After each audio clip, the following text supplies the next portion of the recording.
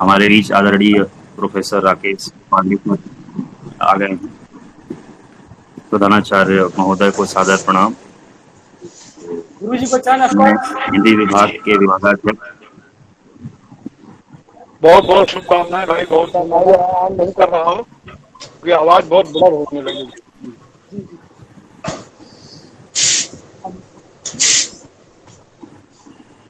आज हमारे बीच हमारे गुरु जी, जिनके सानिध्य में मुझे भी काशी हिंदू विश्वविद्यालय में शिक्षा पाने का अवसर प्राप्त हुआ है और मैं प्रोफेसर राकेश पांडे गुरु जी का सामान्य परिचय दे रहा हूँ।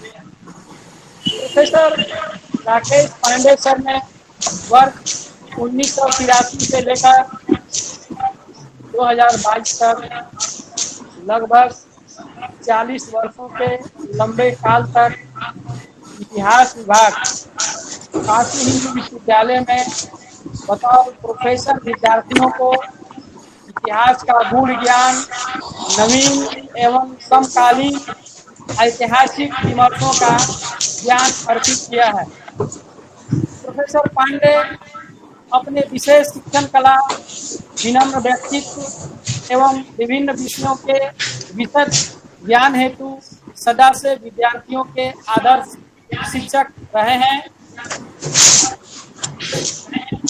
इतिहास विषय में शिक्षण करने के साथ साथ आदरणीय पांडे सर ने समय समय पर समकालीन भारतीय मुद्दों पर एवं ज्वलंत विमर्शों पर अपनी बेबाक राय प्रस्तुत की है, जिसके तहत वर्ष 1985 के लगभग माननीय सर्वोच्च न्यायालय में सर ने पुरजोर तरीके से अपना पक्ष रखा। इतिहास विषयक ज्ञान के साथ साथ ज्योतिष शास्त्र में भी सर का विशेष अध्ययन है, जिस हेतु वर्ष 2003 में माननीय उपराष्ट्रपति भैरव सिंह शेखावत द्वारा सर को विशेष रूप से सम्मानित किया गया। पिछले कई वर्षों से विभिन्न राष्ट्रीय टीवी चैनलों पर आयोजित विमर्शों एवं चर्चाओं में आदरणीय पांडे सर को इतिहास विषय के एक्सपर्ट के तौर पर आमंत्रित किया जाता रहा है और साथ ही साथ भारत के कई केंद्रीय विश्वविद्यालय में सर का लेक्चर आयोजित किया जाता रहा है। आदरणीय पांडे सर ने इतिहास विभाग काशी हिंदू विश्वविद्यालय में इतिहास के व्यवसाय परक पक्ष को उजागर करने के उद्देश्य से हेरिटेज मैनेजमेंट नाम से एक कोर्स की नींव भी रखी है, जिस विधा में शिक्षित प्रशिक्षित होकर विद्यार्थी प्रतिष्ठित संस्थानों में रोजगार प्राप्त करते आ रहे हैं। सर ने लगभग 30 वर्षों से अधिक शोध छात्रों को अपना अमूल्य निर्देशन प्रदान किया है। ज्ञातव्य कि अपने महाविद्यालय के इतिहास विभाग के जिलाध्यक्ष डॉक्टर आनंद त्रिपाठी को भी आदरणीय पांडे सर के शोध निर्देशन में अपनी पीएचडी की उपाधि पूर्ण करने का सौभाग्य प्राप्त हुआ है।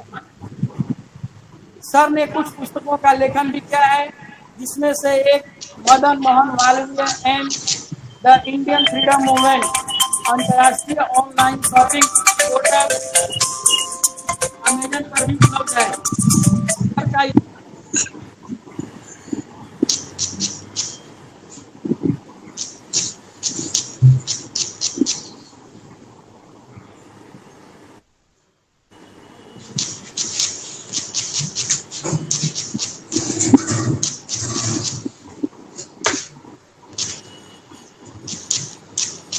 आदरणीय प्रधानाचार्य सर, आपकी आवाज नहीं आ पा रही है।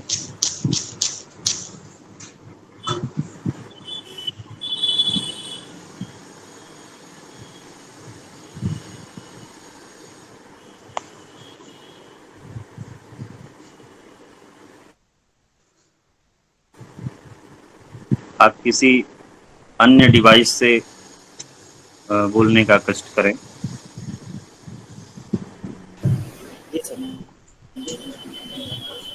ठीक।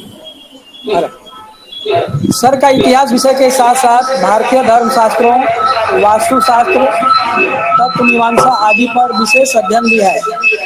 आज हम सभी का सौभाग्य है कि अगस्त क्रांति के अवसर पर आदरणीय पांडे सर को सुनने का मौका मिला है। धन्यवाद। परविंद सिंह के नाम से जो ज्वाइन है अपने को म्यूट कर ले, आवाज इको हो रही है कॉल में। बंद कर दीजिए।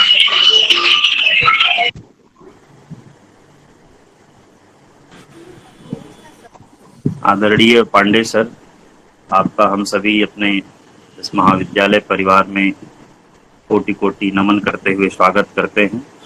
आप हम सभी के बीच हैं।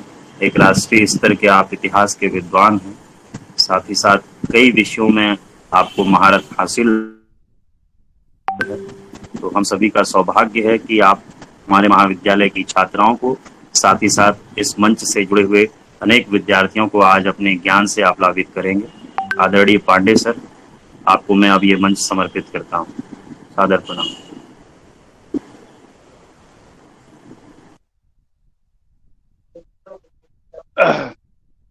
बहुत बहुत धन्यवाद। और आदरणीय प्रधानाचार्य जी को मेरा अभिवादन, और आपके जितने भी विद्यार्थीगण हैं सभी लोगों को मेरी शुभकामनाएं, और जितने आपके अध्यापक वृंद और प्रोफेसर हैं उन सब के प्रति मैं अपना सम्मान व्यक्त करते हुए आज के इस ऐतिहासिक दिन पर मैं भारत छोड़ो आंदोलन की जो ये वार्षिकी है 9 अगस्त, इस पर मैं आप लोगों से कुछ निवेदन करना चाहूंगा। आप जिस इलाके से आते हैं, जहां पर आप बैठे हैं, ये सब पूरा का पूरा क्षेत्र 9 अगस्त 1942 को उद्भूत हुए भारत छोड़ो आंदोलन से बहुत अधिक प्रभावित था। पूरा बिहार और उत्तर प्रदेश, अगर पूरे भारतवर्ष का एक अध्ययन किया जाए कि सबसे अधिक प्रभावित कौन सा क्षेत्र था भारत छोड़ो आंदोलन का, तो आप बिहार और उत्तर प्रदेश और पूर्वी उत्तर प्रदेश का नाम बहुत तेजी के साथ ले सकते हैं, जहां पर कि इस आंदोलन के प्रतिफलन में बलिया अपने को आजाद डिक्लेयर कर दिया था उस समय। तो ऐसे महान आंदोलन के बारे में ये कहा जाए कि 1942 के 9 अगस्त को जब ये आंदोलन उद्भूत किया गया, इसका आवाहन किया गया, बंबई के ग्वालियर टैंक नामक स्थान से महात्मा गांधी ने एक कांग्रेस पार्टी की बैठक के माध्यम से इस प्रस्ताव को पारित किया रात में करीब 12 बजे करीब कि अंग्रेजों अब तुम भारत छोड़ो। गांधी जी ने कहा कि अब आप भारत छोड़ो, क्विट इंडिया। और भारत की जनता से जो नारा दिया उन्होंने वो था डू और डाई, डू और डाई का नारा दिया, करो या मरो। ये इतना प्रभावशाली नारा हुआ कि रात में ही 12 बजे के करीब सभी कांग्रेस के जो नेतृत्व था, पूरा राष्ट्रीय नेतृत्व जो है गिरफ्तार कर दिया गया, और देश की जनता के सामने एक सेकंड लेवल के नेतृत्व जो है मौजूद था पूरे देश भर में। लेकिन जो मुख्य नेता लोग थे, जैसे उसमें पंडित जवाहरलाल नेहरू, सरदार वल्लभ भाई पटेल, आपके अबुल कलाम आजाद, और इस तरह से बहुत से ऐसे नेता थे, सब गिरफ्तार कर लिए गए। जनता के सामने कोई था ही नहीं कि उनका नेतृत्व कर सके। हमने एक 1992-93 में भारत छोड़ो आंदोलन का जो जिसे कहते हैं हम गोल्डन जुबली सेलिब्रेशंस जो है बनारस हिंदू यूनिवर्सिटी में हुआ था। स्वर्ण जयंती मनाया गया था, उसमें वाइस चांसलर उसके चेयरमैन थे, और साल भर तक वो प्रोग्राम चला था। उस समय तक स्वतंत्रता सेनानी जिन्होंने सन 42 आंदोलन में भाग लिया था, वे सभी के सभी स्वतंत्रता आंदोलन में मैक्सिमम लोग उसमें जीवित थे, और सबका इंटरव्यू वगैरह रिकॉर्ड करके BHU में रखा गया। उसमें से नेताओं से पूछा गया, जैसे हमने बनारस हिंदू यूनिवर्सिटी में उस समय जो छात्र संघ होता था, उसका जो चीफ होता था उसको प्राइम मिनिस्टर कहते थे। उस समय के प्राइम मिनिस्टर से पूछा गया तो कि भाई कैसे आप लोग इतना आंदोलन किए। उस समय के बहुत बड़े बड़े नाम थे आंदोलन करने वाले लोगों में। राजनारायण जी का नाम आता है, जिन्होंने, आप लोग जानते होंगे, काशी के विद्यापीठ, काशी हिंदू यूनिवर्सिटी के विद्यार्थी थे। और ऐसे ही बहुत से नाम आते हैं। उनसे पूछा गया, स्वतंत्रता सेनानियों से पूछा गया कि जब सब नेता लोग गिरफ्तार हो गए तो आप लोगों को कार्यक्रम बताने वाला कौन था। तो उन्होंने कहा कि हम लोगों को कार्यक्रम बताने वाला कोई नहीं था। बीबीसी से हम लोगों ने सुना कि बीबीसी ने जब इन लोगों को गिरफ्तार कर लिया तो एक बयान जारी किया, बीबीसी से आया, ब्रिटिश गवर्नमेंट का बयान आया। ये सभी लोग कांग्रेस पार्टी के जो लोग थे, ये सब के सब जो है वह रेलवे की पटरियां उखाड़ना चाहते हैं, थानों पर कब्जा करना चाहते हैं, तहसील पर कब्जा करना चाहते हैं। और इस तरह से एक पूरे आंदोलनकारियों के लिए प्रोग्राम बीबीसी से मिल गया। मैं बड़ा आश्चर्य हुआ। उन्होंने कहा कि हम लोगों को कोई प्रोग्राम पता ही नहीं था कि क्या करना है भारत छोड़ो आंदोलन में। लेकिन जब बीबीसी ने बढ़ा चढ़ा करके पूरे विश्व के लिए कि नहीं ये लोग कैसे सेकेंड वर्ल्ड वॉर के लिए दिक्कत उत्पन्न कर रहे थे। आप लोगों को पता ही होगा तो इसमें द्वितीय विश्व युद्ध चल रहा था। और द्वितीय विश्व युद्ध के दौर में जो स्थितियां बनी हुई थी वो ये थी कि किस तरह से भारत के बॉर्डर तक आकर के जापान की सेनाएं पहुंचने लगी। सुभाष चंद्र बोस का अनाउंसमेंट महात्मा गांधी के नाम से हुआ, राष्ट्रपिता उनको कहा। ये एक ऐसा वातावरण था जिसमें महात्मा गांधी ने कहा कि अब इस देश से अंग्रेजों को वापस जाना चाहिए, क्योंकि उन्हीं के चलते अब हमारे यहाँ दूसरे लोग भी आकर के आक्रमण कर लेंगे, जापान के लोग आ जाएंगे, दूसरा साम्राज्यवाद हमारे देश में आ जाएगा। इस दूसरे साम्राज्यवाद के परिप्रेक्ष्य को ध्यान में रख करके और बहुत सी बातें थी। बहुत एक बात बस संक्षेप में कहना चाहूंगा कि उसमें कांग्रेस पार्टी में बड़ी भारी डिबेट थी, ये आंदोलन हिंसक होगा कि अहिंसक होगा। और मैं आपको सूचित करना चाहूंगा, और आप ना जाने इसको जानते होंगे तो ठीक ही है, कि गांधी तब तक इस प्रस्ताव के समर्थन में नहीं खड़े हुए जब तक कि पूरी कांग्रेस पार्टी ने यह प्रस्ताव नहीं कर दिया कि यह हम लोगों का अहिंसक आंदोलन होगा। और जब सब लोग अहिंसक आंदोलन, सोचिए कि एक आंदोलन जो अहिंसक के रूप में खड़ा हुआ, अंग्रेजों भारत छोड़ो, परंतु सॉरी रिकॉर्ड बताते हैं और तमाम प्रकार के स्रोत बताते हैं कि लगभग उस पूरे के पूरे आंदोलन में 10,000 हिंदुस्तानी मारे गए। अंग्रेजों के जो सिपाही थे वो लोग तो जो मारे गए सो मारे गए, अंग्रेजों की सेना ने, उनकी जो पुलिस थी, उन लोगों ने 10,000 लोगों को मार दिया था और हजारों की संख्या में लोग गिरफ्तार किए गए। और इसी आंदोलन के फलस्वरूप सन 42 से लेकर सन 45 तक देश के जो राष्ट्रीय नेता थे सब जेल में बंद रहे। और इस दौर में अमेरिका ने ब्रिटेन के ऊपर दबाव डाला कि आप इन लोगों को कुछ मांगे मान लें जिससे कि आंदोलन की तीव्रता खत्म हो। इस संदर्भ में आपको सूचित करना चाहूंगा, और आपका परिचय होगा तो कोई बात ही नहीं, बहुत अच्छा लगेगा।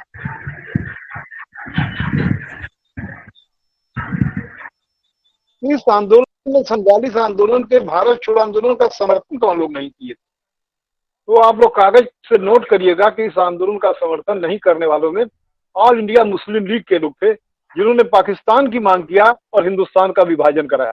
जिन्ना जो है इसके खिलाफ थे। दूसरे जो खिलाफ लोग थे वो यहाँ के स्थानीय राजा लोग थे, जो अंग्रेजी राज्य के बल पर यहाँ राजपाट चला रहे थे, जो डर करके एकदम पिघल गए कि सन 47 तक आते आते सब जितनी भी रियासतें थी 552 या जो भी थी वो सब साइन कर लिए भारत के साथ मर्जर करने के लिए, या कुछ पाकिस्तान के साथ भी चले गए। तो इस तरह से स्थानीय राजे लोग और यहाँ मुस्लिम लीग, और तीसरे जिसको कहने में मुझे अच्छा नहीं लग रहा है क्योंकि इसका लोग पॉलिटिकल अर्थ निकालेंगे कि आप भारत छोड़ो आंदोलन के बहाने फलाने व्यक्ति पर हमला कर रहे हैं। ऐसा नहीं है। मैं बता रहा हूं कि उस समय की हिंदू महासभा जो थी उसने भी भारत छोड़ो आंदोलन का समर्थन नहीं किया। और हिंदू महासभा के बड़े ही क्रांतिकारी नेता थे और बड़े ही देश के लिए उन्होंने संघर्ष किया था। उनका नाम वीर के रूप में जाना जाता है, वीर सावरकर को आप जानते होंगे कि किस तरह से उन्होंने, उनको अंग्रेजों ने पेंशन भी दिया था 250 रुपये महीने का, लेकिन रत्नागिरी नामक जिले में ही उनको बंद रखा। तो इस तरह से जो है इन लोगों ने, इसके माध्यम से मैं कोई ये पॉलिटिकल लीवरेज या कोई ये बदनामी की बात नहीं कर रहा हूं, मैं एक तथ्यात्मक बातें आपको उद्घाटित कर रहा हूं, आपको बता रहा हूं कि भारत छोड़ो आंदोलन के दौर में कौन लोग भारत छोड़ो आंदोलन के पक्ष में थे कि अंग्रेज भारत से चले जाएं, कौन लोग चाहते थे कि नहीं अंग्रेजों का बहिष्कार नहीं होना चाहिए। तो मुस्लिम लीग के लोगों को प्रोमिनेंटली कहा जा सकता है, क्योंकि उस समय भारत का जो गवर्नर जनरल था उसका नाम था लॉर्ड लिनलिथगो। लॉर्ड लिनलिथगो जब सेकेंड वर्ल्ड वॉर शुरू होता है 1939 के सितंबर अक्टूबर में, तब से लगातार निगोशिएट करता है कि आप लोग अगर हमारा साथ देंगे अंग्रेजों का, तो हम जब विजय हो जाएगी युद्ध में जर्मनी और उनकी जो मित्र शक्तियां हैं जापान वगैरह के साथ, जब इटली के ये जो इनका एक्सिस पावर है, इनको एक्सिस पावर कहते थे, ध्रुवी ताकतें कहते थे, इन ध्रुवी ताकतों की जब पराजय हो जाएगी तो हम आपको आजाद कर देंगे। जिस पर कि एक मिशन भी भारत में आया था मार्च महीने में सन 42 के, जिसके बारे में सब विद्यार्थी लोग जानते हैं, क्रिप्स मिशन कहते हैं उसको। स्टैफोर्ड क्रिप्स जो था कैबिनेट सचिव था, कैबिनेट का मंत्री था, वो भारत आया था कि इन लोगों से बातचीत करने के लिए कि आजादी आपको कैसे, हिंदुस्तान को हम लोग ट्रांसफर ऑफ पावर कैसे करेंगे, भारत में सत्ता हस्तांतरण कैसे करेंगे। तो उसने कहा कि हम सत्ता हस्तांतरण करेंगे, लेकिन जब यह युद्ध खत्म हो जाएगा उसके बाद करेंगे आपको, आप हमारे युद्ध के प्रयास में साथ दीजिए, गांधी जी से उसने कहा। तब वह गांधी जी ने कहा कि नहीं, आपका जो यह प्रस्ताव है, यह प्रस्ताव एक जैसे कोई दिवालिया निकलता हुआ बैंक हो और कोई पोस्ट डेटेड चेक दे, इस तरह से जो है यह इस तरह का जो है वो गांधी जी ने उसको रिजेक्ट कर दिया। कहा कि क्रिप्स मिशन के प्रस्ताव एक पोस्ट डेटेड चेक, एक क्रैशिंग बैंक, एक दिवाला निकलता हुआ बैंक का पोस्ट डेटेड चेक है, और कहा कि अगर तुम वास्तव में चाहते हो कि हम लोग साथ दें, तो जो तुम्हारा पूरा का पूरा युद्ध अभियान हो रहा है, उसकी जो कैबिनेट है, उसमें भारतीयों को स्थान देना पड़ेगा। इस पर अंग्रेज सहमत नहीं थे। कई बार इतिहासकारों ने इसका विश्लेषण करके बताया है कि अमेरिका के दबाव में, यूएसए के दबाव में स्टैफोर्ड क्रिप्स मिशन भारत आया हुआ था, जो भारत में एक इंप्रेशन देना चाहता था पूरे विश्व को कि अंग्रेज लोग ये कोशिश कर रहे हैं कि भारतीयों से समझौता करके युद्ध अभियान को एक मजबूती से चलाया जा सके। ये पूरा का पूरा ये एक परिप्रेक्ष्य है जो आपके सामने हमने रखा कि किस तरह से भारत छोड़ो आंदोलन की क्या कंपल्शन थे, क्या दबाव थे, और किस तरह से भारत छोड़ो आंदोलन अपने आप में, आप अगर कम से कम मुझे लगता है कि लखनऊ से पूरब की तरफ जब आप बढ़ने लगेंगे तो कोई ऐसा थाना नहीं रहा होगा पुलिस का उस तरह का जिस पर जनता ने जाकर के हमला नहीं किया हो और आजाद न कर दिया हो। इस संदर्भ में आप लोगों को जानकारी के लिए और याद के लिए, और सबको याद भी करना चाहिए, आजमगढ़ क्षेत्र के मधुबन थाना की घटना की चर्चा करूंगा, जिस मधुबन थाने में उस समय 9/10 अगस्त को वहां का जो कलेक्टर था, कलेक्टर नहीं, वो जो पुलिस कप्तान था, निस्बत नाम था, वो उस वक्त थाने में ही मौजूद था, और वहां की जनता, थाने की जो जनता थी, रहने वाले लोग करीब 3000 की संख्या में, यह बात खुद निस्बत एसपी ने लिखा है अपनी डायरी में कि 3000 के सैनिक जो है की संख्या में हमारे यहाँ पहुंचते हैं और हमारे थाने को घेर लेते हैं, जिसके अंतर्गत मैं बंद रहता हूं, और वो लोग कहते हैं कि आप सब लोग सरेंडर करिए। मैंने सिपाहियों को, एसपी को, उन लोगों को पता था इनको सरेंडर करने के लिए बोलते हैं, लेकिन वो लोग अंदर से सिपाही और पुलिस कप्तान और सब लोग ये आवाज निकालते हैं, कहते हैं कि तुम लोग हट जाओ दंगाइयों, नहीं तो हम लोग गोली चला देंगे तुम्हारे ऊपर। जब ये आवाज थाने के अंदर से आती है, मधुबन थाने से, तब वहां की जनता, एक राम नक्षत्र तिवारी नामक व्यक्ति थे कहा जाए, जो हाथी पर सवार होकर के आए थे, उनके साथ पूरी जनता थी। उन्होंने कहा साथियों पीछे मत हटना, क्योंकि गांधी जी के आशीर्वाद से गोलियां पानी हो गई हैं, अगर ये चलाएंगे गोली तो हमें लगेंगी नहीं। और वो लोग आगे बढ़ते गए और थाने के अंदर से गोलियां चली, कुछ 10 की संख्या में, 10 के मल्टीपल की संख्या में लोग मारे गए और गिरफ्तार हुए। ये अपने आप में एक बहुत ही गजब की घटना थी। इसी तरह से अगर आप बनारस के बारे में अगर आप विचार करना चाहेंगे तो बनारस में शहीद गांव नामक एक जगह है, अब तो चंदौली में है। वहां के थाने पर वहां की जनता चढ़ गई और जनता ने थानेदार से सरेंडर करने को कहा। थानेदार ने कहा कि नहीं, हम सरेंडर नहीं करेंगे। और ये अपने आप में कहने में अच्छा नहीं लगता सुनने में कि पूरे थाने के जितने थानेदार थे या और जो सिपाही लोग थे, सब लोग थाने में आग लगाई गई और थाने में वो लोग जल मरे।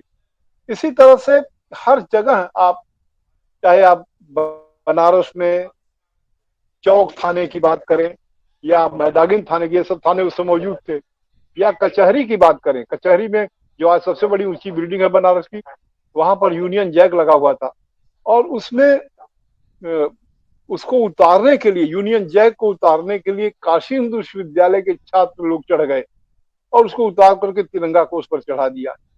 इसी तरह से बहुत से इलाकों में कोई भी ऐसा पुलिस स्टेशन का नाम लेंगे तो आपको पता लगेगा कि यहाँ पर बहुत भयंकर जो है संघर्ष हुआ था। इस पूरी क्रांति पर बहुत से लोगों ने रिसर्च किया, जिसमें फ्रांसिस जी हचिंस का नाम मैं लेना चाहूंगा, जिन्होंने इस पूरी क्रांति को लिखा स्पॉन्टेनियस रिवॉल्यूशन। स्वतः स्फूर्त आंदोलन कहा। स्पॉन्टेनियस रिवॉल्यूशन इसलिए कहा क्योंकि देखा कि उस दौर में नेतृत्व जो है वो शांत हो गया था, जनता खुद ही स्फूर्त हो गई, जनता खुद ही खड़ी हो गई अंग्रेजों को भारत करने के लिए। और उस समय के अंग्रेजों के कलेक्टर लोगों के, डिस्ट्रिक्ट मजिस्ट्रेट जो अंग्रेज थे, आईसीएस अफसरों के चिट्ठियों पर बड़ा अध्ययन किया गया है बारीकी से, और उनके अध्ययन से पता चलता है कि उनके जो रिश्तेदार लंदन में थे वो लोग चिट्ठियों में चिट्ठी लिख रहे थे। जैसे कोई साली ने अपने जीजा को कहा, कलेक्टर को, कि जीजा जी अब लौट आइए, हिंदुस्तान रहने लायक नहीं रह गया है। इस तरह से पूरे हिंदुस्तान में अंग्रेजों ने सन 42 आंदोलन के माध्यम से यह तय कर लिया कि अब हम लोग इस देश में शासन नहीं चला पाएंगे। इसके पहले जो अंग्रेज लोग यहाँ शासन चला पाए तो भारतीयों की सहमति उनके साथ थी, लेकिन अब उन्हें लगा कि पूरी की पूरी एक, जिसे कहते हैं कि असहमति हो गई, जिसे कहते हैं कि कोई भारतवर्ष में शासन कर रहे थे तो पूरे भारत के लोगों को उनसे साथ सहमति थी, लेकिन ऐसे समय में एकदम सहमति जो है समाप्त हो गई थी। और इस सहमति से जो है वो इनका ये सहमति है। बताओ भाई, मैं बोल रहा हूँ, लेक्चर मेरा हो रहा है, तो जो है वो है अंग्रेजों के इस सहमति को तो लोग, अंग्रेजों ने समझ लिया कि नहीं, अब हम सहमति हमारी इनके साथ नहीं है और हम यहाँ पर रह नहीं पाएंगे। अर्थात 42 के भारत छोड़ो आंदोलन को आप कह सकते हैं कि भारत के स्वतंत्रता संग्राम को शीघ्र लाने वाली एक घटना थी, जिसमें अंग्रेजों ने यह तय कर दिया कि अब भारतवर्ष में हम लोग नहीं रह पाएंगे। सन 45 से सन 43 के बीच में 45 to 47 एक निगोशिएशंस का पीरियड रहा, और इसके बारे में इतिहास में तो बहुत सी बहस होती, चर्चा होती है कि भारत का विभाजन 1947 में हुआ।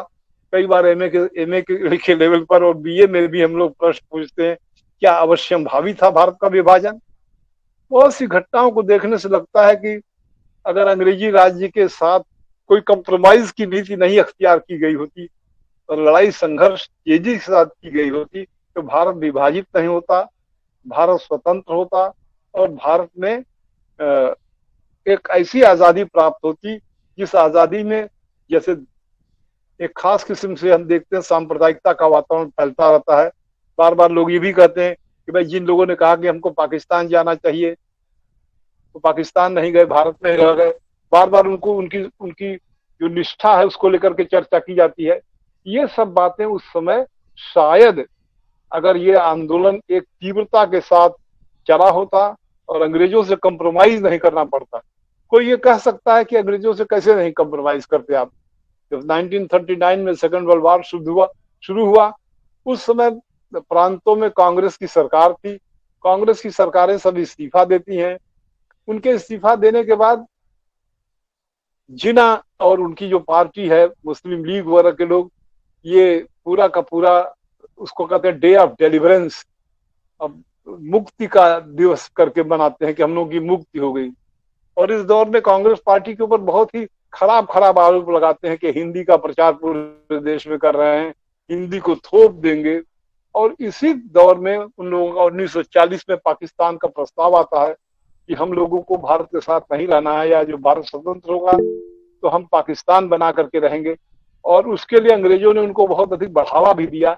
जब पाकिस्तान का प्रस्ताव जो है मार्च 1940 में आता है, तो उसी समय 40 के अगस्त महीने में एक अगस्त प्रस्ताव भी आता है, लॉर्ड लिथगो का अगस्त प्रस्ताव, जो गवर्नर जनरल होता है, चर्चिल प्रधानमंत्री रहते हैं, कि भाई अगर हम हिंदुस्तान छोड़ करके जिस समय जाएंगे तो हम ये बात जरूर सुनिश्चित करेंगे कि जो इतनी बड़ी माइनॉरिटी हमारे साथ है, जो माइनॉरिटी बड़ी महत्वपूर्ण है, उन्होंने बड़े टेक्निकल शब्दों का प्रयोग किया कि जो महत्वपूर्ण माइनॉरिटी हमारे साथ है उसके विचारों को और उसकी आकांक्षाओं को हम अनदेखा नहीं करेंगे। मतलब ब्रिटिश गवर्नमेंट इनडायरेक्टली इस बात को स्वीकार कर ली कि भारत से जब हम जाने लगेंगे तो इसे विभाजित कर देंगे। तो ये एक बहुत ऐसी बात है जो भारत छोड़ो आंदोलन के समय जानने लायक है। कि भारत छोड़ो आंदोलन एक ऐसा आंदोलन था जो पूरे देश की, हिंदुस्तान की जनता को एकजुट करता है। आप मद्रास से लेकर के, कन्याकुमारी से लेकर के और कश्मीर के इलाके तक की पूरा सर्वेक्षण करेंगे, और इधर आप गुजरात से लेकर असम तक का सब जगह सर्वेक्षण करेंगे, तो आपको हर इलाके में एक ऐसा व्यक्ति मिल जाएगा जो व्यक्ति उस वहां का सन 42 आंदोलन में जरूर भाग लिया होगा, और लंबे समय तक आजादी के बाद वो लोग इसके साथ तैयार रहे, मतलब खड़े रहे इस विरासत के साथ। अब सबसे बड़ी बात होती है कि आज के दिन 9 अगस्त को काशी हिंदू विश्वविद्यालय में उस समय क्या हो रहा था। 9 अगस्त 1942 को संडे था, 10 अगस्त को संडे था। मालवीय जी के समय से ही गीता शास्त्र पर हर संडे को चर्चा होती थी। उस समय काशी हिंदू विश्वविद्यालय के कुलपति राधाकृष्णन थे, डॉक्टर सर्वपल्ली राधाकृष्णन, और जो बीएचयू के अंतर्गत जो जिसे कहते हैं एनिबेसेंट हॉल जिसे कहते हैं, उसी में उनका लेक्चर जस्ट शुरू ही होने वाला था गीता के ऊपर। तभी किसी ने चिट लिख कर भेजा कि ये गांधी जी गिरफ्तार कर लिए गए हैं, और तब उन्होंने फिर उसी समय इसको अनाउंस भी किया कि गांधी जी गिरफ्तार किए गए हैं, अब आज का गीता का प्रवचन मेरा नहीं होगा। और बस मैं आप सभी लोगों से कहता हूं कि जो उचित समझिए वो करिए। मतलब आप समझिए कि उस समय का क्या हिस्टोरिक एटमॉस्फेयर रहा होगा। ये बात सागर सिंह, जो उस समय बीएचयू के छात्र संघ के पदाधिकारी थे, उन्होंने हम लोगों से इंटरव्यू में बताया था। और वो फिर बताया कि कैसे वहां से जनता जैसे ही अपने कुलपति अर्थात वाइस चांसलर राधाकृष्णन की सभा से निकल करके जाती है, तैसे ही जो है वहां पर एक वातावरण ऐसा बनने लगता है कि अब आंदोलन करना है।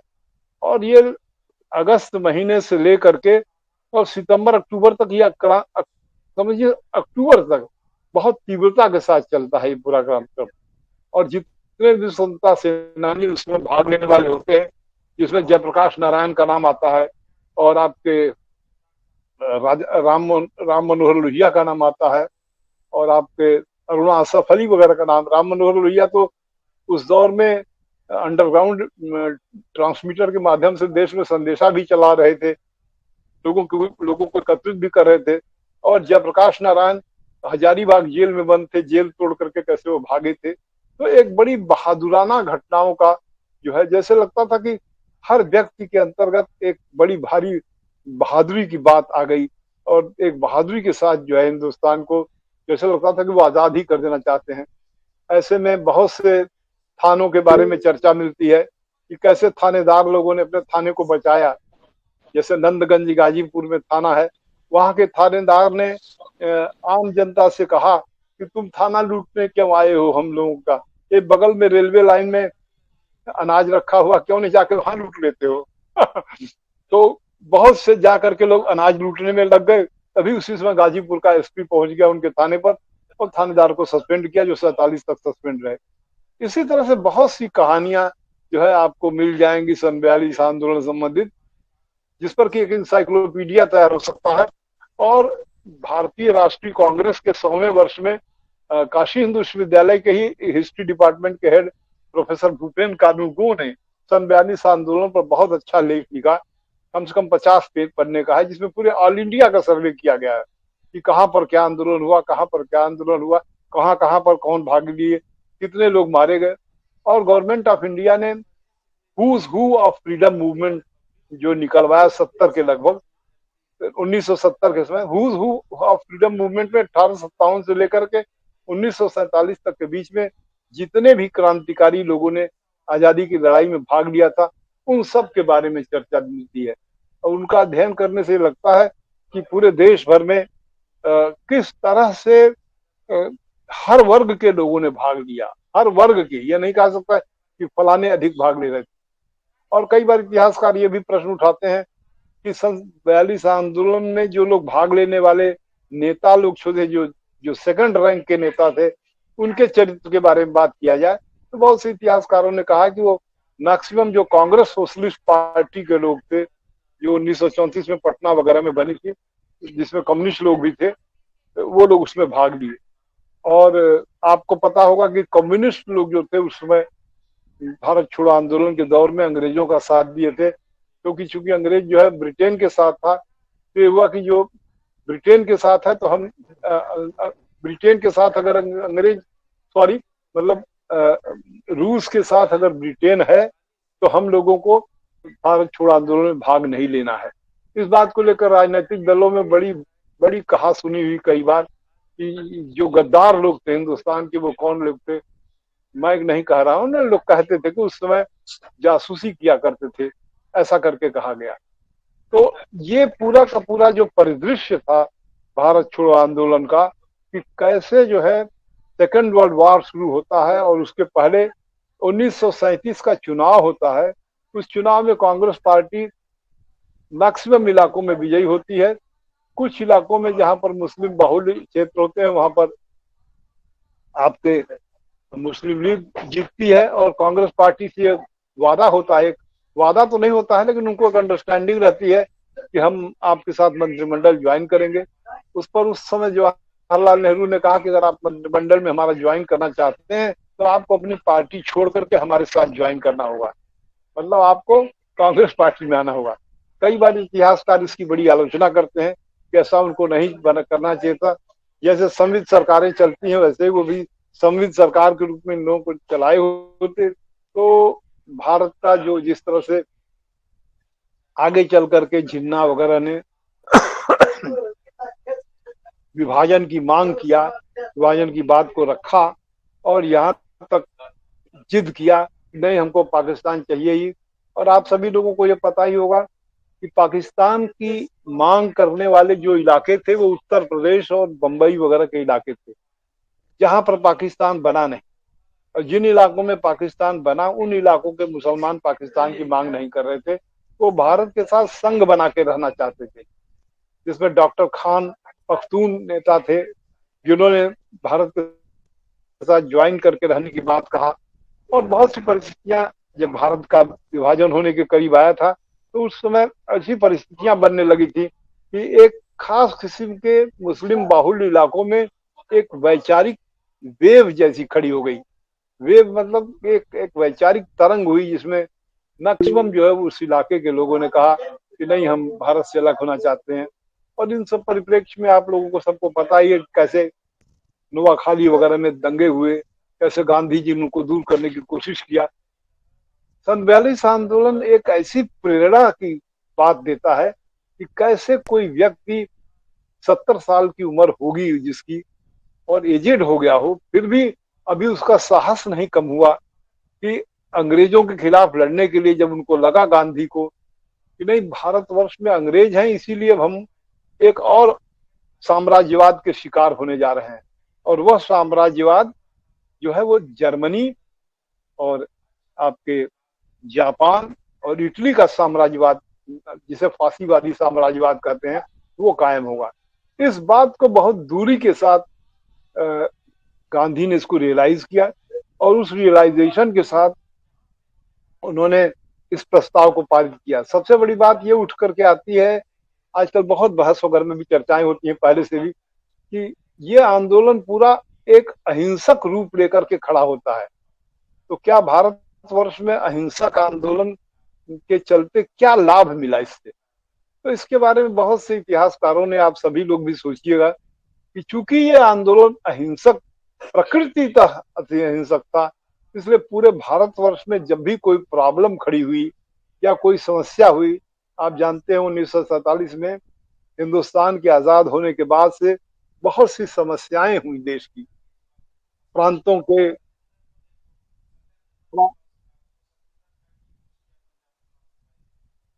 के संदर्भ में समस्याएं हुई, कैसे प्रांतों का निर्माण किया जाए, भाषा के आधार पर किया जाए, या किस तरह से जो है वो, तो इन सब को लेकर के बड़े हिंसा के वातावरण हो सकते थे। लेकिन चूंकि हिंदुस्तान के आजादी के लड़ाई के मूल में एक एक अहिंसक फिलॉसफी, एक नॉन वायलेंट की फिलॉसफी इनहेरेंट थी, इसलिए बात बात में हिंसा करके संघर्ष को समाधान प्राप्त करने को मुख्य आइडियोलॉजी स्वतंत्र भारत में नहीं माना गया। और संवैधानिक परिवर्तनों को या संविधान के माध्यम से, न्यायालयों के माध्यम से, वैचारिकी के माध्यम से चीजों को परिवर्तित किया जाए, ये हमारे देश का एक डोमिनेंट डिस्कोर्स बना। डोमिनेंट डिस्कोर्स सन 42 आंदोलन के, भारत छोड़ो आंदोलन का जो सबसे महत्वपूर्ण पक्ष है, बहुत से पक्ष हो सकते हैं, उसमें एक महत्वपूर्ण पक्ष यह है कि पूरे हिंदुस्तान की जनता को यह लग गया कि जिस समय हम एकजुट होकर के अपने आप को प्रदर्शित करेंगे, वही क्षण होगा, तय होकर देगा कि भारत से साम्राज्यवाद जाना है। और भारतवर्ष में लोकतंत्र का जो आधार, जो लोकतंत्र है, उस लोकतंत्र के आधार को लोग कहते हैं भारत का स्वतंत्रता संग्राम। किस तरह से भारत का स्वतंत्रता संग्राम हिंसात्मक होते हुए भी मूल प्रकृतितः अहिंसात्मक होने के कारण यहाँ पर जितनी भी समस्याएं आती हैं, उन सभी समस्याओं के समाधान के लिए अहिंसात्मक आंदोलन और जन आंदोलन को महत्व दिया गया। ये जो एक भारत की स्पिरिट में, कहीं न कहीं हमारे जो वैदिक स्पिरिट में जो अहिंसा को महत्व दिया जाता है, उन सब बातों को भी बहुत गंभीरता से अगर आप सोचेंगे तो सन 42 आंदोलन उन सब बातों को लेकर खड़ा होता है। क्योंकि सन 42 आंदोलन के, भारत छोड़ो आंदोलन को समझने के लिए ये बात बहुत गंभीरता से समझना चाहिए कि किस तरह से 9 अगस्त की रात को ये प्रस्ताव जवाहरलाल नेहरू ने भारत छोड़ो का जब प्रस्तुत किया, तो उसके पहले कैसे पूरी कांग्रेस कमेटी ने ये तय किया, और महात्मा गांधी ने इस पर जोर देकर के तय करा है कि ये मेरा पूरा आंदोलन हम लोगों का अहिंसात्मक होगा। अगर आप सब लोग इससे सहमत हैं कि यह आंदोलन अहिंसात्मक रहेगा, तभी हम भाग लेंगे। इतना अहिंसात्मक आंदोलन का प्रस्ताव पारित होने के बाद भी अंग्रेज सरकार कैसे डर गई, और डर करके अंग्रेज सरकार ने पूरे के पूरे जितने उस समय के बंबई में तो पूरा उनका पूरी बैठक ही चल रही थी पार्टी के पूरे प्रमुख नेता भी वहां मौजूद थे, सब लोगों को गिरफ्तार कर लिया। उस गिरफ्तारी के बावजूद भी हिंदुस्तान की जनता में कितनी बड़ी ताकत थी, एक जिसे कहते हैं मनोबल था, आत्मबल था, कि उन लोगों ने अपना बहुत कुछ न्यौछावर करते हुए, बहुत कुछ बलिदान करते हुए वे लोग इसमें भाग लिए और पूरे हिंदुस्तान को कुछ समय के लिए आजाद करा दिया। एक तो ये बात। दूसरा, अंग्रेजों के मन में ये बात एकदम भर कर गई कि अब हम भारत में नहीं रह पाएंगे। जो अंग्रेजों का राज्य पूरे पृथ्वी पर कभी जहां पर की सूर्य नहीं डूबता था, जगह जगह अगर आप सर्वेक्षण करेंगे तो भारत की आजादी एक ऐसी घटना घटती है जिस घटना से एक सीरीज ऑफ घटनाएं पैदा होती हैं। उसके बाद पूरे विश्व से, जिसे कहते हैं डीकॉलोनाइजेशन कहते हैं, औपनिवेशिक ह्रास कहते हैं, भारत की आजादी की लड़ाई औपनिवेशिक ह्रास की श्रृंखला को जन्म देता है। पूरे विश्व में जगह जगह पर औपनिवेशिक, जिसे कहते हैं आजादी, एंड ऑफ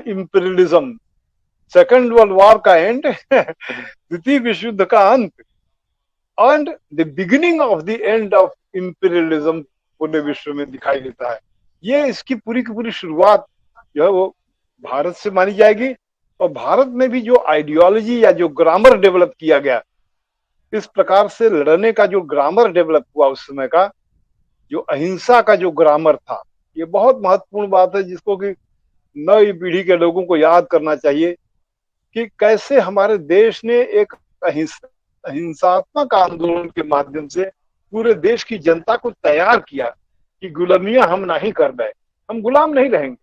ये गुलामियां हम नहीं कर रहे की मानसिकता जब तक लोगों के मन में नहीं आती है तो उस देश के लोग किसी भी प्रकार के जो दास्ता है उसके अधीन रह करके गौरव का अनुभव करते हैं।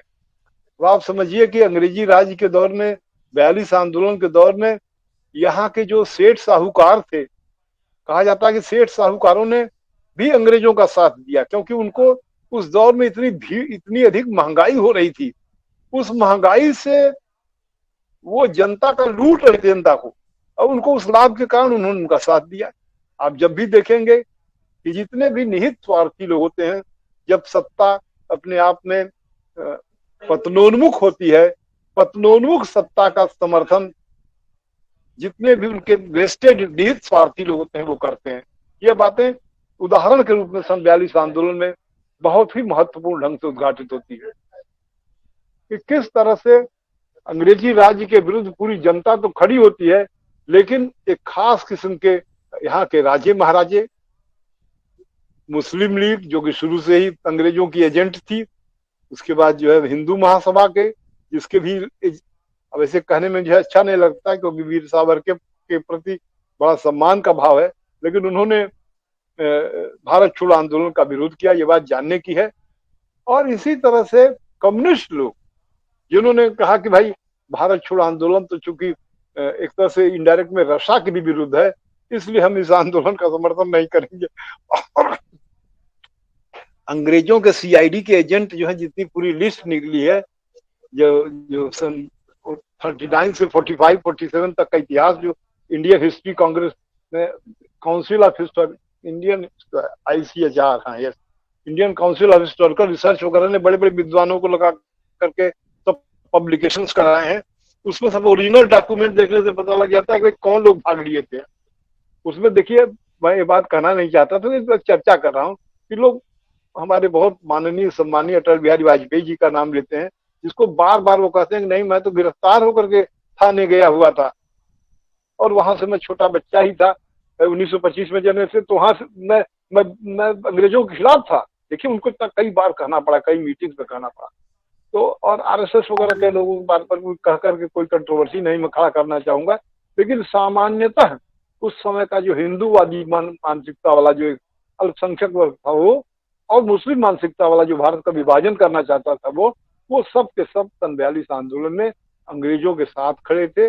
उनके इतना खड़े होने के बावजूद भी जैसे कोई भयंकर बाढ़ आ जाए तो उसको कोई रोक न पाए, उसी तरह से आजादी की लड़ाई की बाढ़ को ये तमाम छुटभइये लोग जो उस समय के थे, राजा महाराजा, दिखने में बहुत बड़े दिखते थे, जिनको गांधी जी ने BHU में आकर कहा था कि आप जो लोग औरतों की तरह दिख रहे हैं, ये गहने पहनकर औरतों की तरह जो हमारी सभा में बैठे हुए हैं, आप लोगों को भारत की आजादी, भारत की गरीबी देख करके आपके ऊपर एक तरह से कहा जाए कि आपको धिक्कार है, इतनी गरीबी में आप इतने सोने पहन करके आप यहाँ बैठे हुए हैं। गांधी जी ने काशी हिंदू विश्वविद्यालय के फाउंडेशन के समय ये बातें कही थी। और लगातार जो है एक जब गरीब जब हिंदुस्तान का खड़ा होता है कि नहीं हमको आजादी चाहिए, तो आजादी हिंदुस्तान को मिलती है। आजादी का पीरियड शॉर्टेंड होता है, और इस तरह से आप कह सकते हैं कि सन 42 आंदोलन की जो लिगेसी है, उसकी जो विरासत है, उसका जो हमें एक धरोहर है, सन 42 आंदोलन का धरोहर यही है कि जनता को ये याद करना चाहिए कि किस तरह से अगर आम जनता तैयार होकर खड़ी हो जाएगी तो चाहे कितना हूं बड़ा शासक हो, कितना हूं बड़ा जो है लोगों को भ्रम फैलाने वाला शासक हो, उसको पराजित होकर के, भूलुंठित होकर के देश के किनारे चले जाना पड़ेगा। तो इन्हीं शब्दों के साथ अपनी बात पे यही विराम देता हूँ। और डॉक्टर त्रिपाठी, मैं चाहूंगा कि कोई चाहे प्रश्न करना चाहे तो प्रश्न करे, या कोई अगर अपनी बात करना चाहे तो जी। आनंद त्रिपाठी जी और प्रिंसिपल साहब, आप लोग बताइए, अगर कुछ किसी को कुछ पूछना हो तो पूछ सकता है। नमस्कार सर, मैं डॉक्टर सीमा कुमारी, सहायक प्राध्यापिका ये राजनीति विज्ञान इसी महाविद्यालय से सर मैं हूँ। और कल से ही जब से सर आपका ये आया कि आप हमारे कॉलेज में लेक्चर देंगे, तो हम सभी शिक्षकगण में और विद्यार्थियों में इस चीज को लेके बड़ा उत्साह था कि सर को सुनने को मिलेगा। और सच में सर आज आपको सुन के लगा कि स्वतंत्रता आंदोलन और ये अगस्त क्रांति के बारे में बहुत सारी ऐसी चीजें थी जो हम लोग उससे अनभिज्ञ थे।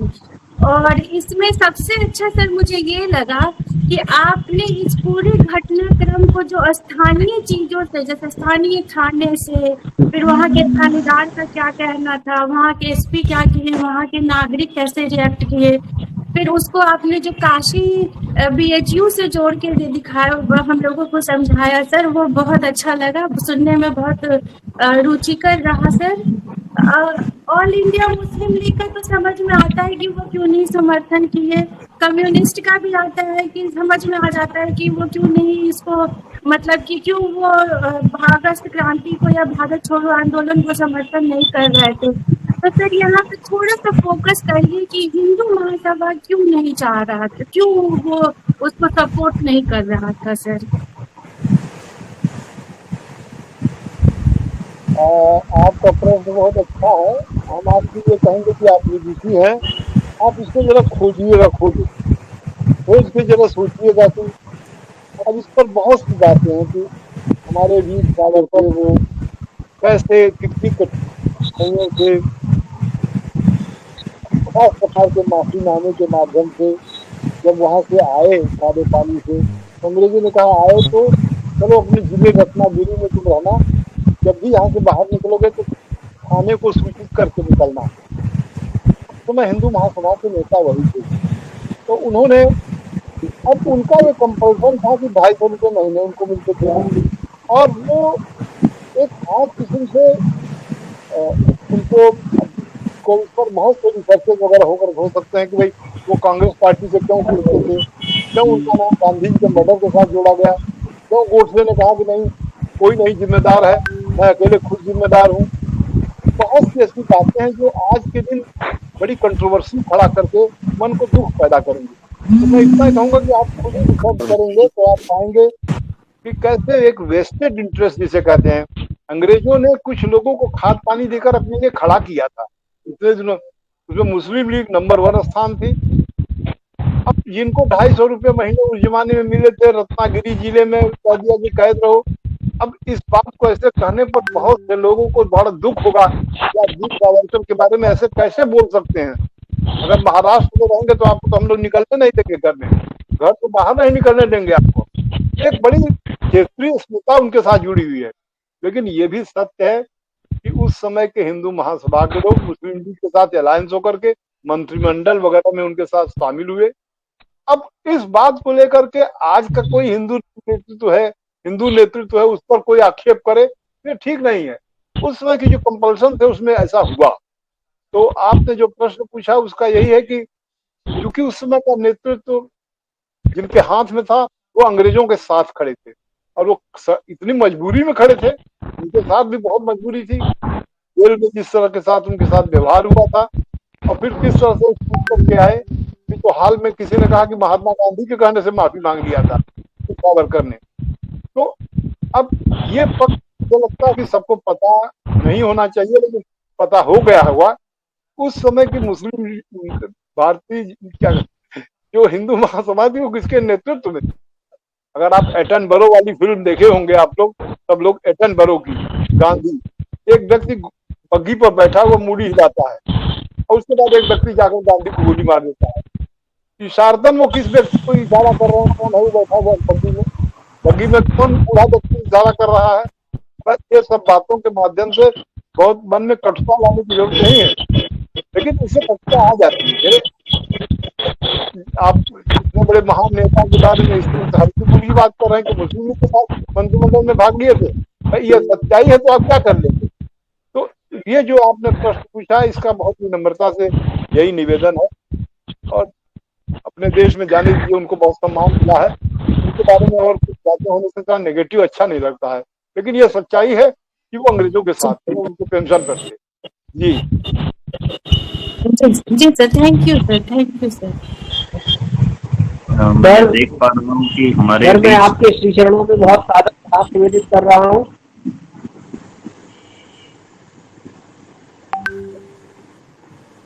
और क्या आई एम ऑडियो? जी बोले, क्या मेरी आवाज आ रही है? हाँ आ रही है, आपकी आवाज आ रही है सर। मैं इसके श्री चरणों में सादर प्रणाम निवेदित करता हूँ। का बहुत शानदार सर व्याख्यान, और हमेशा की तरह सारी जिज्ञासाओं को संतुष्ट करने वाला, कोई भी प्रश्न न छोड़ने वाला, सारे प्रश्नों को आते उस विषय से संबंधित सबका समाधान सर आपके इस वक्तव्य में हुआ। तो मैं सर पुनः आपको धन्यवाद ज्ञापित कर रहा हूँ आपके प्रति, और बहुत अच्छा सर आपका वक्तव्य रहा। पुनः प्रणाम आपको निवेदित कर रहा हूँ सर। बहुत बहुत और भाई आनंद त्रिपाठी को बहुत बधाई दे रहा हूँ कि बहुत अच्छे मौके पे उन्होंने ये वक्तव्य की पूरी रूपरेखा बनाई, योजना बनाई, और विद्यार्थी इस अगस्त क्रांति के महत्व से लाभान्वित हुए। तो आनंद त्रिपाठी के लिए जो हमारे छोटे भाई की तरह हैं, उनको भी बहुत बहुत बधाई और शुभकामनाएं। धन्यवाद भैया, धन्यवाद। और आज गुरुदेव को सुनने के लिए हमारे महाविद्यालय के सेमिनार हॉल में करीब सैकड़ों की संख्या में छात्राएं उपस्थित हैं, सभी शिक्षक वृंद और शिक्षिका वृंद उपस्थित हैं। तो मैं चाहूंगा कि यदि किसी की कोई जिज्ञासा हो तो आदरणीय गुरुदेव के सामने अपना प्रश्न रखें। Good afternoon, sir. I am Vishnu Lok Bihari Srivastava, Department of English. I am having certain curiosity with regard to the lecture which you have delivered. We are really pleased that a very fantastic lecture has been delivered, and plenty of ideas with regard to the Quit India movement has come to our mind. And really we are just in dark with regard to the various aspects or various facets of Quit India movement, particularly with regard to the various sections which did take part in this movement. I want to raise a question in this regard, that you have already mentioned that major political leaders, including Mahatma Gandhi and Jawaharlal Nehru and Rajendra Prasad and all, they have been arrested by the Britishers when the Quit India movement started. And I want to know that since the major leaders were already arrested, where did the common people, where did the agitators get the inspiration from to keep the movement moving? How did it is possible? And you have already mentioned that the effort were made to make this movement a non-violent one, to give it a non-violent stature. So, but I have come to know that you have already made in your comment that certain police stations were plundered, incidents of arsons were also reported. So, on the other hand, you have just mentioned that effort has been made to keep this movement and give the movement a non-violent stature. But on the other hand, we are just noticing that violent incident did take place during this movement. So how can you collaborate it, or where did the inspiration come from to keep the movement non-violent? And despite all these efforts, why did the violent incident did take place? Or with the help of after having a look of those violent incident, could you please give it a violent one, or how could you collaborate between the two? Thank you, sir. Vishnu sir, एक निवेदन स्वीकार करिए कि आदरणीय गुरुदेव के समक्ष linear वे में एक आध प्रश्न जो आपके हों बारी बारी से आप रखें तो ज्यादा सहूलियत होगी लोगों को समझने में और बताने में भी गुरुदेव को। तो लीनियर वे में अपना प्रश्न थोड़ा स्पष्ट तरीके से वन लाइनर रखें। Honorable Speaker has given very extensively and in a very clear-cut manner his question, that how a movement which was in the very essence a non-violent movement, how it got converted into a violent movement.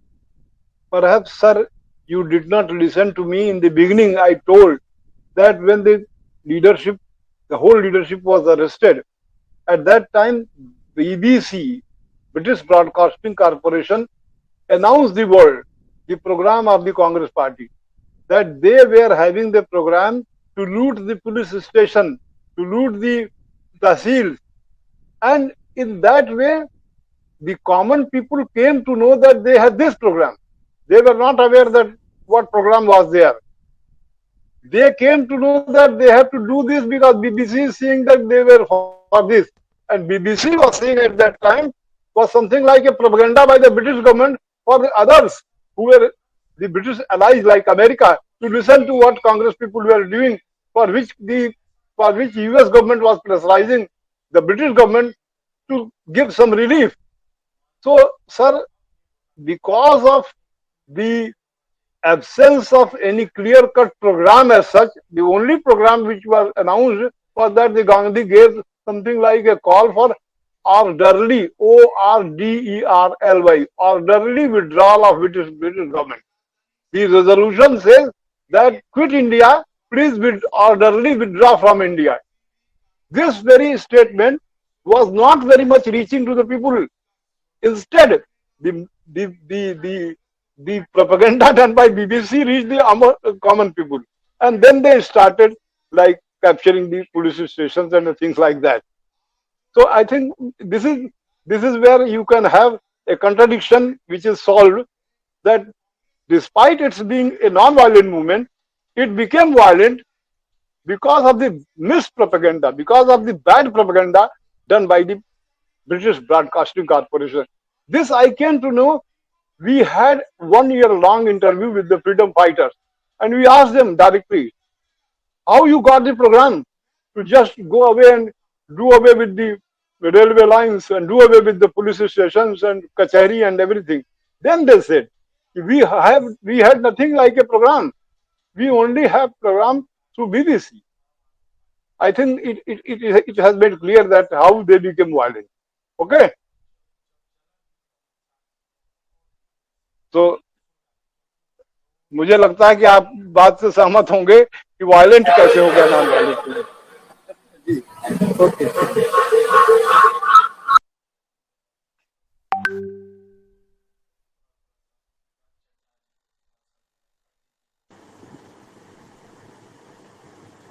अन्य कोई प्रश्न हो तो मैं आदरणीय प्रधानाचार्य महोदय के माध्यम से चाहूंगा कि वो सर के सम्मुख रखा जाए।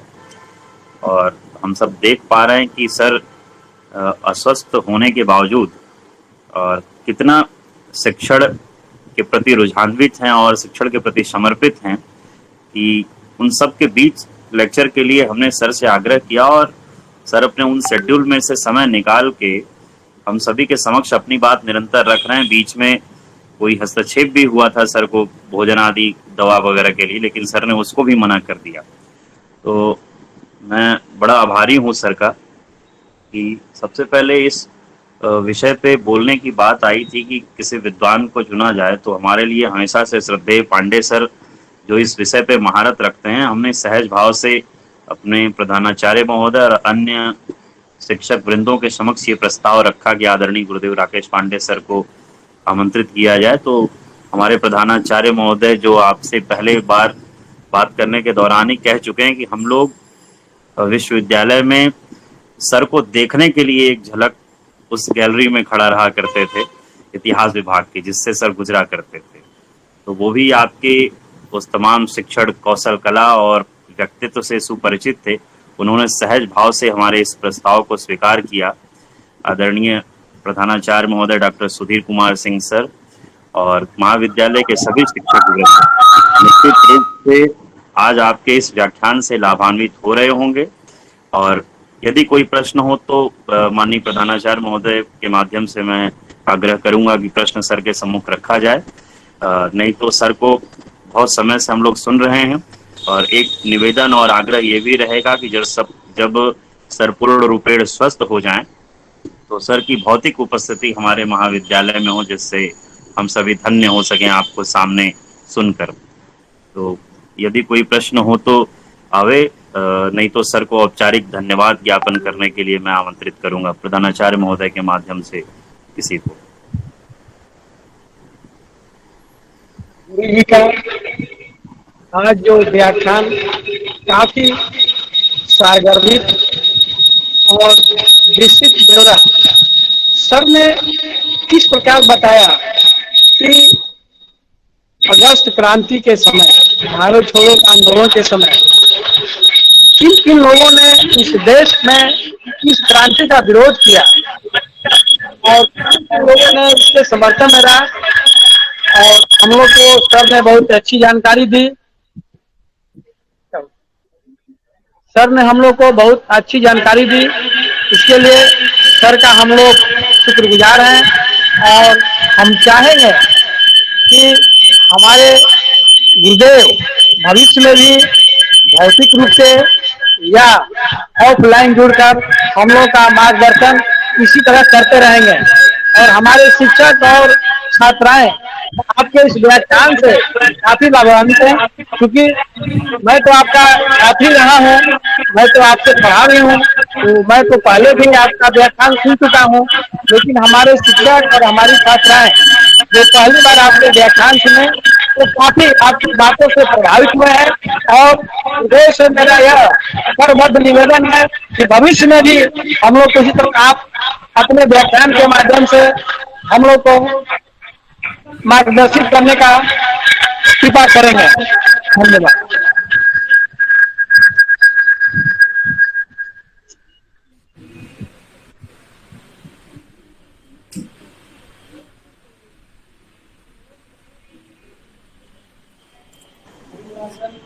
गौरव जी धन्यवाद सर।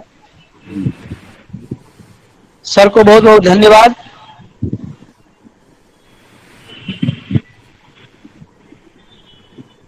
प्रधानाचार्य महोदय, क्या कार्यक्रम को समाप्त किया जाए? हाँ, समाप्त किया जाए। तो आदरणीय गुरुदेव, मैं आपको पुनः कोटि कोटि प्रणाम करते हुए आभार व्यक्त करता हूँ अपने पूरे महाविद्यालय परिवार की तरफ से, साथ ही साथ सभी छात्राएं जो ज्ञान भारत की मुद्रा में आज उस सभागार में बैठी हैं, और कई अन्य विद्यार्थी आपके चक्के जो इस गूगल मीट के मंच पे, आभासी मंच पे जुड़े हुए आपको सुनने के प्रतीक्षा में थे बहुत दिनों से। उन सभी के द्वारा या उन सभी के हृदय से मैं आपको पुनः बहुत बहुत धन्यवाद और आभार प्रेषित करता हूं। और पुनः किसी भी विषय से मैं जानता हूं आपका अध्ययन है, तो आप निश्चित रूप से हमें अपना सानिध्य और मार्गदर्शन प्रदान करेंगे। इसी निवेदन के साथ मैं आपको कोटि कोटि प्रणाम करता हूं और सादर धन्यवाद अर्पित करता हूं। से सभी लोग जो इस मंच पे जुड़े हैं, महाविद्यालय में उपस्थित होकर गुरुवर को सुन रहे हैं, उन सभी का बहुत बहुत धन्यवाद और आभार। आज के इस लेक्चर को बड़े तन्मयता के साथ सुनने हेतु बहुत धन्यवाद, बहुत प्रणाम सभी। Thank you sir. Thank you sir.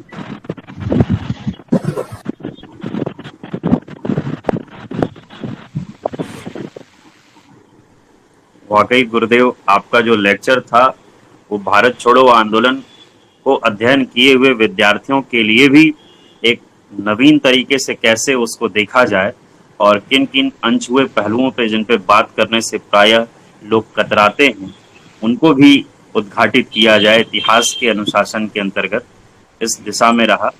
तो मैं आभारी हूँ आपका गुरुदेव। बहुत बहुत धन्यवाद, बहुत धन्यवाद। आपने बड़ा अच्छा हमारा प्रोग्राम कराया है। और आपके प्रधानाध्यापक महोदय, प्रधानाचार्य महोदय को भी बहुत ही अभिवादन। और आपके जितने भी विद्यालय के अध्यापिका लोग हैं, अध्यापक लोग हैं, सबको अभिवादन। और जो भी पार्टिसिपेंट हैं उन सभी लोगों को भी मेरा एक अभिवादन भी है और उनके प्रति बड़ा ही अनुग्रह कि वे लोग बैठे और सुने हमको इतनी देर तक।